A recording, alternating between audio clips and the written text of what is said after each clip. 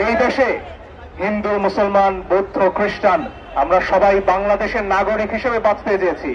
পতিত স্বৈরাচার শেখ হাসিনা আর তার প্রতিপালক নরেন্দ্র মোদী সেটা চাননি। বাংলাদেশ আর সেই বাংলাদেশ নেই যে বাংলাদেশ মুখ বুজে সব ধরনের অন্যায় চুক্তি সহ্য করবে, মেনে নেবে। সবাইকে অনেক ধন্যবাদ আজকে এই প্রতিবাদ সমাবেশে আসবার জন্য।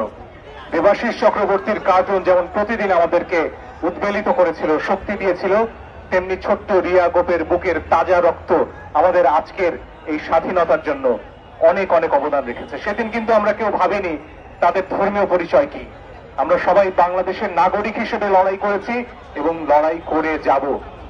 এই দেশে হিন্দু, মুসলমান, বৌদ্ধ, খ্রিস্টান আমরা সবাই বাংলাদেশের নাগরিক হিসেবে বাঁচতে চেয়েছি।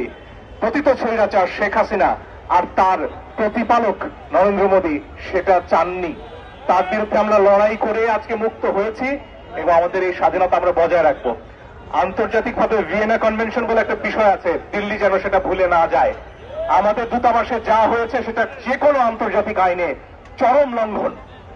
এই ধরনের কোন ঘটনার পুনরাবৃত্তি বাংলাদেশের মানুষ মুখ বুজে সহ্য করবে না।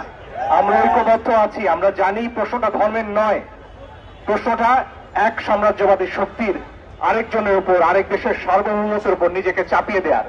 বাংলাদেশ এই শক্তির চাপ আর মেনে নেবে না। বাংলাদেশ বন্ধুত্বের হাত সারা পৃথিবীর দিকে বাড়িয়ে রেখেছি।